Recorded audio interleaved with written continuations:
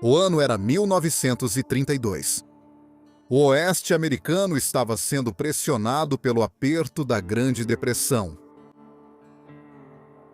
O estrondo e o barulho de uma locomotiva a vapor partindo ecoaram pelas altas planícies do condado de Converse, enquanto um empreendedor chamado Roy Ball entrava na loja de taxidermia de Douglas, Wyoming. O sino acima da porta tilintou, alertando o dono da loja, Douglas Herrick, e seu irmão taxidermista, Ralph, da chegada do Sr. Ball.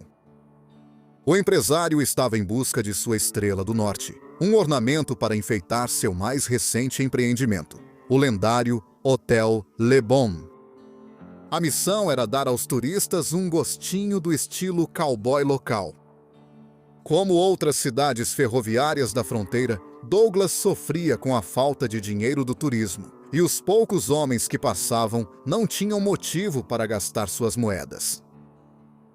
Felizmente para Roy Ball, os irmãos Herrick tinham o prêmio ideal aguardando para ser revelado aos criadores de gado do condado de Converse. Pendurada entre os troféus de veado e as peles de urso estava a cabeça de uma criatura nunca antes vista pelo Sr. Ball. Doug e Ralph Herrick ficaram famosos pelo primeiro trabalho de taxidermia de uma criatura mítica chamada Jackalope.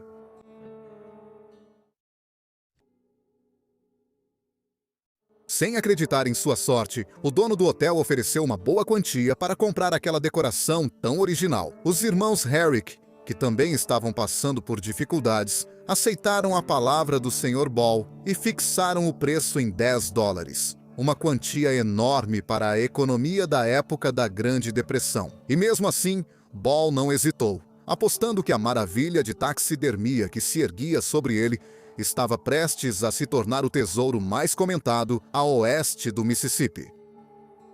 Por sorte dele, de Doug e Ralph Herrick e da comunidade de Douglas, Wyoming em geral, essa aposta estava prestes a dar frutos por gerações futuras. Imediatamente após a compra, Roy Ball pegou seu troféu de Jackalope e a fixou acima do balcão do bar no Hotel Le Bon. Não demorou muito para que garimpeiros, lenhadores e vaqueiros de passagem ficassem hipnotizados enquanto olhavam para a lebre com chifres ao se sentarem para tomar uma bebida. Sussurros sobre uma criatura enigmática logo se espalharam por outras partes do oeste, e pessoas curiosas da fronteira viajaram até o condado de Converse para ver de perto, uma prova além da imaginação. Com o aumento dos rumores sobre o Jackalope, crescia também o número de cabeças empalhadas no estoque dos irmãos Herrick. Colecionadores de várias regiões viajavam ao pequeno estabelecimento para garantir seu troféu de Jackalope. Alguns até perguntavam sobre caçar um por conta própria, mas coincidentemente ou convenientemente, dependendo da fonte, nenhum caçador jamais voltou com a criatura esquiva em mãos. Ver um Jackalope de verdade significava torcer para que Douglas e Ralph Herrick tivessem um em estoque. A curiosidade logo virou fofoca, a fofoca virou histórias, até que essas histórias evoluíram para uma verdadeira mitologia. Não demorou muito para que as origens do Jackalope fossem completamente reescritas. Em algumas regiões do oeste, a criatura não foi descoberta pelos irmãos Herrick, mas sim por um caçador anônimo em 1829, no território de Wyoming, após o acasalamento de um agora extinto cervo pigmeu com uma lebre. Uma segunda lenda diz que o homem das montanhas John Colter foi o primeiro a pôr os olhos na criatura. Colter, que foi inicialmente um soldado raso do corpo de descobridores antes de atravessar as maravilhas naturais da natureza selvagem de Wyoming, é considerado por muitos como o padrinho do estado dos cowboys. No entanto, seu suposto avistamento não aparece nos registros históricos e permanece mais um mistério dentro do próprio folclore da fronteira. O nome Jackalope em si tem uma etimologia irônica. Uma junção de jackrabbit, lebre, e antelope, antílope, a criatura do folclore do Velho Oeste não é nem um coelho, nem um antílope. Jackrabbits, na verdade, são lebres, classificadas como lepus, o que é um equívoco comum. Além disso, os chifres no topo da cabeça do jacalope também não são de um antílope. Na verdade, eles se parecem com as galhadas de um veado mula comum ou de um veado de cauda branca macho. Apesar das imprecisões, o nome foi imortalizado. Logo depois, os taxonomistas acrescentaram locais à mitologia, classificando o jacalope como uma criatura das pradarias e das grandes planícies do oeste. Avistamentos foram relatados no Colorado, Novo México, oeste do Texas e até Nebraska, mais a leste.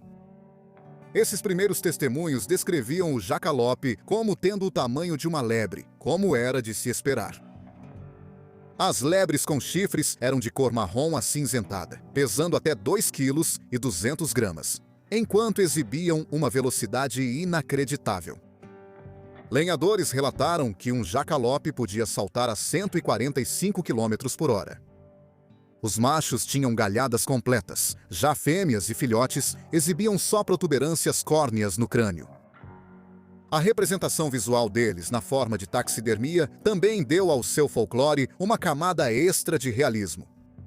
Ao contrário de outras criaturas míticas, o jacalope transcendeu as tradições orais e as histórias contadas ao redor da fogueira nos acampamentos de madeireiros.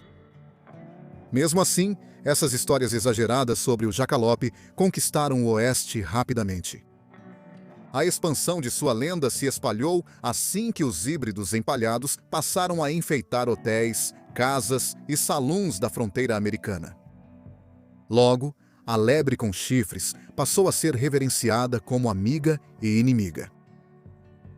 Um atributo comum à lenda é a habilidade extraordinária do jacalope de imitar vozes humanas.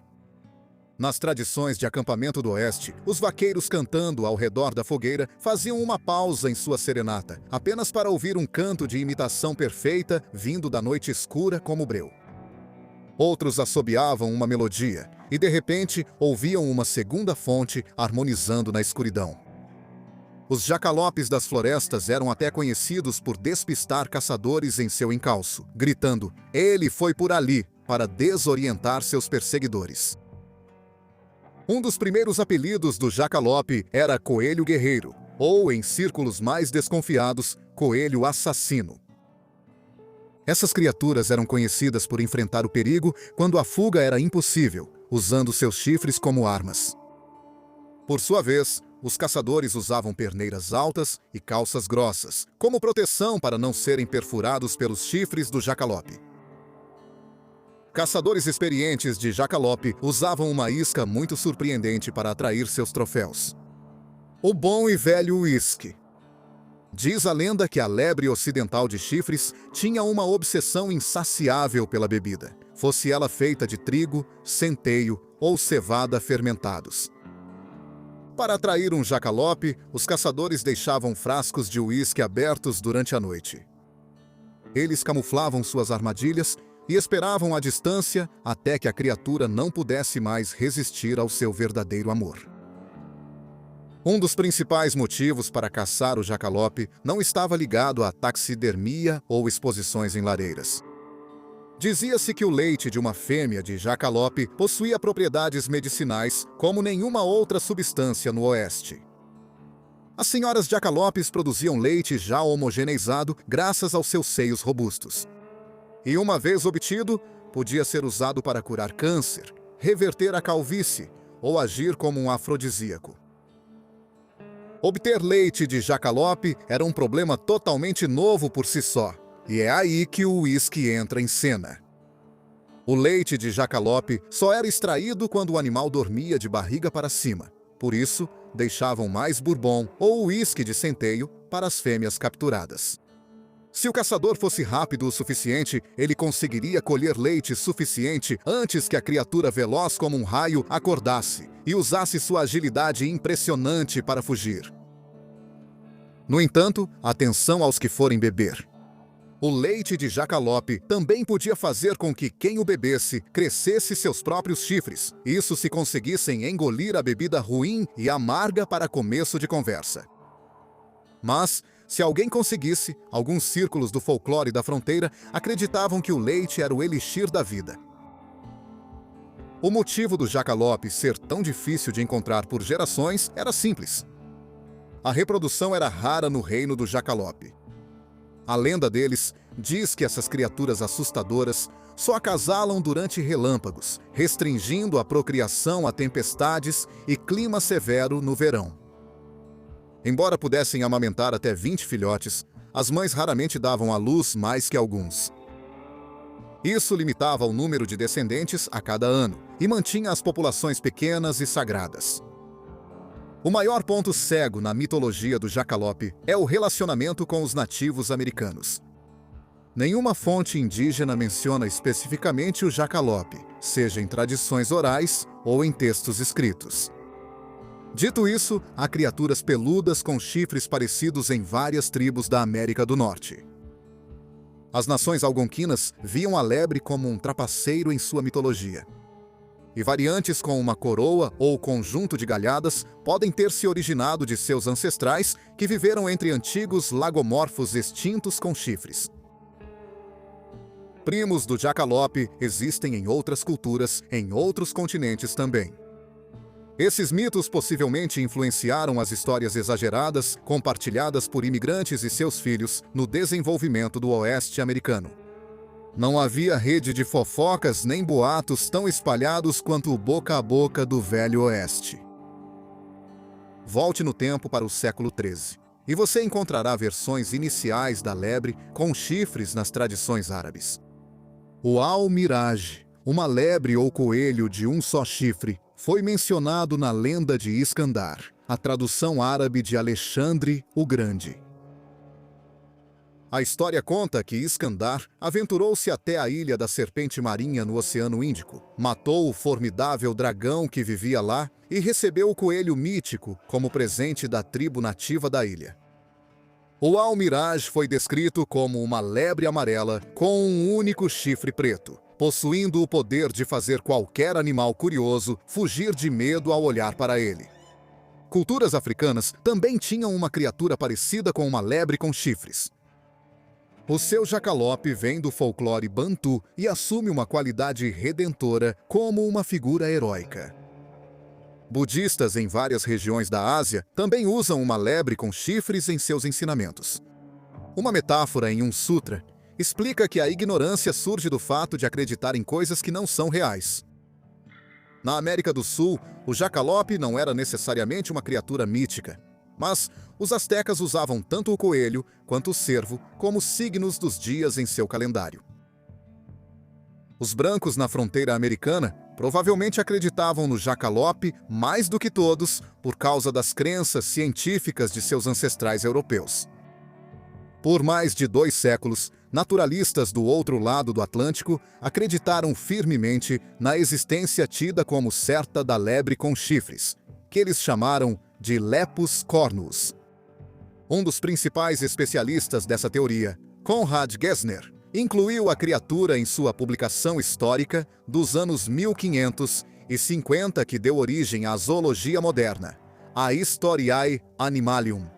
De acordo com ele, o jacalope europeu se originou perto da Saxônia, na Alemanha.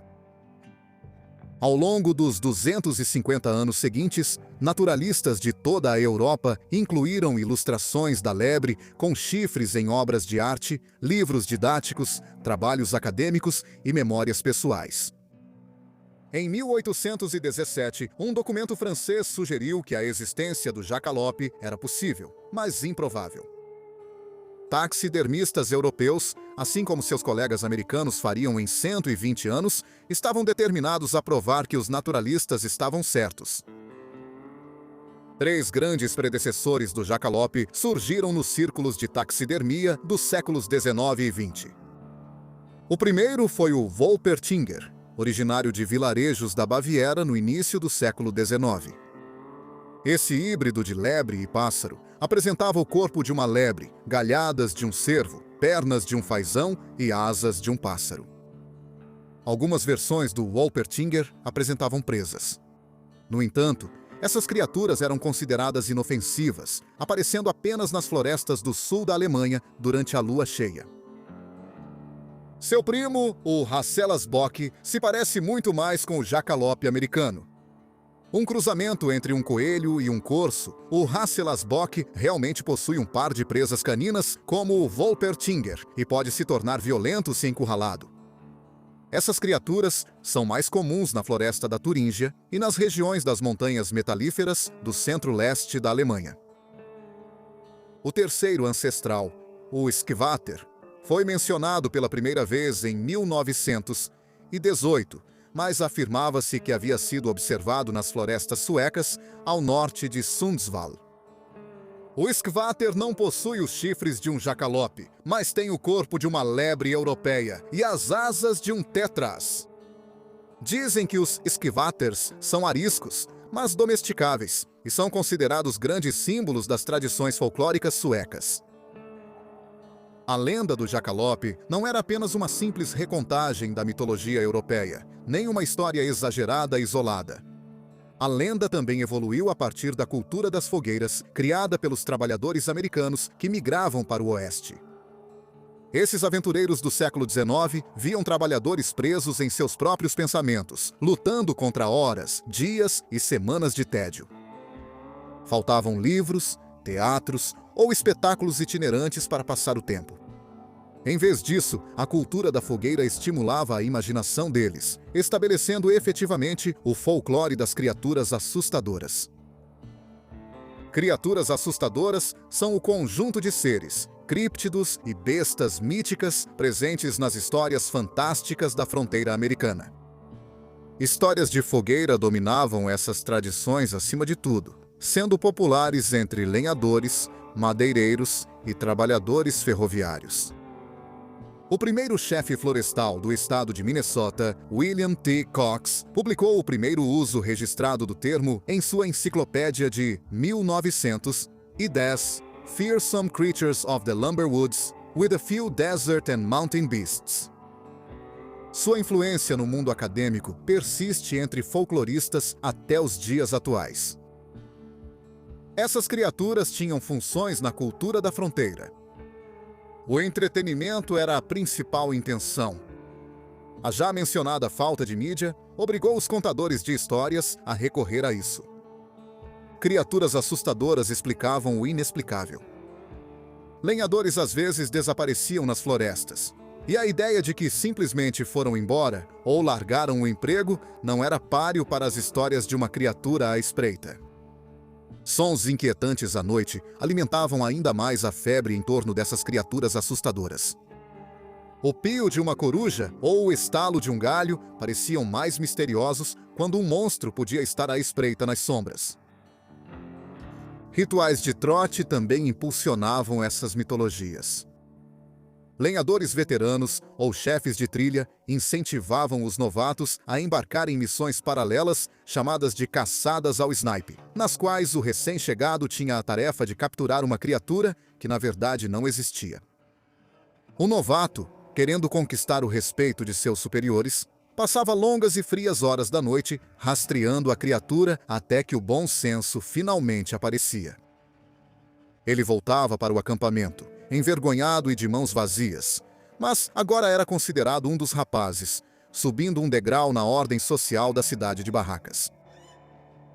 Existem inúmeras criaturas assustadoras, e seu folclore nunca termina. Uma das mais lendárias e precursora da lenda do jacalope era a Hodag de Rhinelander, Wisconsin. Na década de 1890, o jornal local publicou depoimentos de testemunhas oculares sobre uma criatura horrenda, descrevendo-a como, abre aspas, a cabeça de um sapo, o rosto sorridente de um elefante gigante, pernas grossas e curtas com enormes garras, as costas de um dinossauro e uma longa cauda, com lanças na ponta, fecha aspas. O avistamento foi compartilhado pelo personagem local Eugene Shepard, que reacendeu a história 3 anos depois, quando reuniu admiradores locais e entrou na floresta para matar o chamado Hodag. Usando clorofórmio e dinamite, a criatura foi capturada, e uma taxa de entrada foi cobrada dos moradores ansiosos para ver com seus próprios olhos esse inimigo lendário. Infelizmente, o Hodag não passava de uma pegadinha, mas a lenda persistiu. Outras criaturas assustadoras do folclore da fronteira incluem o Hide Behind, um predador mítico que nunca foi visto diretamente devido aos seus movimentos rápidos. E dizem que sequestra lenhadores perdidos e os devora em seus esconderijos secretos. Depois, há o Gato Lasca, famoso no noroeste do Pacífico, outra criatura veloz que investe contra as árvores e quebra seus galhos. Outras criaturas vão do Gumbaru ao Rugak, do Agropelter ao Truta Peluda, do Pé Grande ao nosso híbrido titular, o Jacalope. Assim como o Rodag e a maioria das criaturas assustadoras, o Jacalope infelizmente não passa de uma farsa engenhosa. Quando Roy Ball comprou aquele primeiro troféu de Douglas e Ralph Herrick em 1932, mal sabia ele que os irmãos o haviam fabricado a partir de um feliz acidente. Dias antes, após voltar de uma caçada bem-sucedida a lebres, Douglas jogou uma das lebres mortas no chão. Quando o corpo parou, ele ficou encostado em um par de chifres de veado soltos, perfeitamente posicionados para parecer que pertenciam à própria lebre. Os irmãos Herrick nunca foram taxidermistas profissionais. Eles fizeram aulas por correspondência na adolescência, eram autodidatas e nada profissionais. Não restava mais nada a fazer em Douglas, Wyoming. Então, por que não pregar uma peça em quem passava? "Vamos montar do jeito que está", gritou o Herrick mais velho, "e o resto é história." Douglas Herrick vendeu mais de 1000 cabeças de jacalope em sua vida, mas não manteve a farsa para sempre. Ele acabou se formando como encanador industrial para a refinaria Amoco e serviu seu país na Segunda Guerra Mundial como artilheiro de um B-17. No entanto, não antes de passar suas travessuras de taxidermista para seu sobrinho Jim, filho de Ralph. Foi Jim Herrick quem continuou o negócio familiar de jacalope, aproveitando a famosa atração turística de beira de estrada Wall Drug, em Dakota do Sul, na segunda metade do século XX. Ele chegava 3 vezes por ano, trazendo consigo 400 troféus de jacalope a cada vez, que logo passavam a adornar bares, pousadas, chalés e lojas de presentes por todos os Estados Unidos continentais. A Enciclopédia de Mitos, Lendas e Histórias Fantásticas Americanas disse uma vez, abre aspas, "mais do que qualquer outra criatura assustadora, o jacalope inspirou taxidermistas a criar supostos espécimes reais para enganar viajantes ignorantes ou ingênuos." Fecha aspas. No entanto, nos anos seguintes, o entusiasmo pelo jacalope não diminuiu. No final da década de 1940, Douglas, Wyoming, reivindicou oficialmente o título de capital mundial do jacalope. O turismo triplicou e placas de sinalização apareceram em toda a região das Grandes Planícies. Em 1965, uma estátua de concreto de 2,5 metros foi construída, seguida por uma estátua de 4 metros em 2007. Em 1985, o estado reconheceu Douglas como o lar oficial do jacalope. Atualmente, existe uma temporada oficial de caça ao jacalope no condado de Converse. Embora as licenças físicas de caça sejam apenas souvenirs, elas vêm com um conjunto específico de regras. A temporada dura um dia, 31 de junho, das 0 horas até as 2 da manhã. Os candidatos devem comprovar ter um QI entre 50 e 72, e só têm permissão para caçar o jacalope pronghorn, já que a variante jacalope dente de sabre está fora dos limites. Os habitantes do Wyoming levam o jacalope tão a sério que já existe uma batalha judicial de décadas para registrá-lo como a criatura mítica oficial do Wyoming. A legislação ainda não foi aprovada. Talvez o feito mais impressionante do legado duradouro do jacalope seja sua inclusão no enorme sucesso dos videogames Red Dead Redemption. A obra-prima de 2010, desenvolvida pela Rockstar Games, incorporou a criatura temível em sua realidade alternativa, baseada na fronteira americana do início dos anos 1900. Introduzido por meio de conteúdo para download, o jacalope aparece raramente, correndo mais rápido do que as lebres comuns e fornecendo tanto carne de coelho quanto chifres de cervo como saque quando caçado com sucesso. A verdade é que o mito do jacalope e da lebre com chifres em geral pode ser explicado por uma anomalia biológica muito comum, o papilomavírus de Shope ou SPV. Essa infecção viral foi registrada pela primeira vez em Iowa, na mesma época em que surgiu o folclore do jacalope.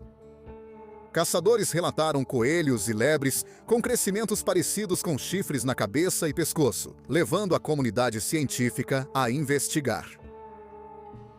Em 1933, o pesquisador de câncer Richard E. Shope descobriu o vírus ao inocular coelhos saudáveis com uma solução feita a partir dos tumores de lebres infectadas.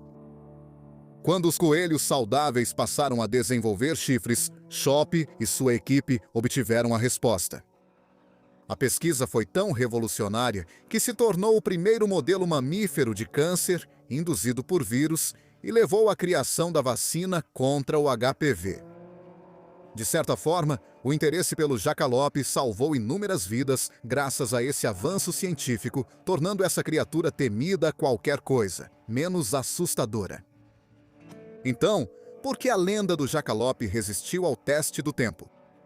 O ambientalista Michael Branch explicou isso em 2022, dizendo a Terrain Publishing, abre aspas, o jacalope representa uma recusa em ser apenas isso ou aquilo. Como um trapaceiro, o coelho com chifres desafia a fronteira entre fantasia e realidade, e até mesmo apaga a linha entre a vida e a morte, fecha aspas. A escritora de cultura americana Kelly Christian concorda e aprofunda a ideia dizendo, abre aspas, pode ser uma criatura mítica que começou como uma piada entre irmãos e se desenvolveu em um souvenir turístico duradouro. Mas não é de se admirar que a criatura apareça em tantos lugares. O jacalope dá sentido à produção de nostalgia na cultura americana.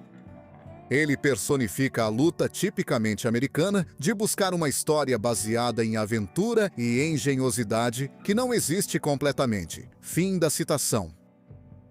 Pode-se dizer que isso descreve toda a tradição folclórica do Velho Oeste em si. Uma história baseada em aventura e engenhosidade que muitas vezes realmente não existe. Entre você e eu, porém, encontro conforto na mitologia dos tempos passados. As histórias nos mantêm vivos, seja como lenhadores reunidos ao redor da fogueira, sonhadores trabalhando em uma loja de taxidermia ou cientistas em busca da cura do câncer. As histórias são o que nos torna humanos, e a humanidade é a verdade de tudo isso. História, a fronteira e o jacalope. Para mais folclore como este, não se esqueça de curtir o vídeo, deixar um comentário e se inscrever no canal para nunca perder outra edição de Footprints of the Frontier.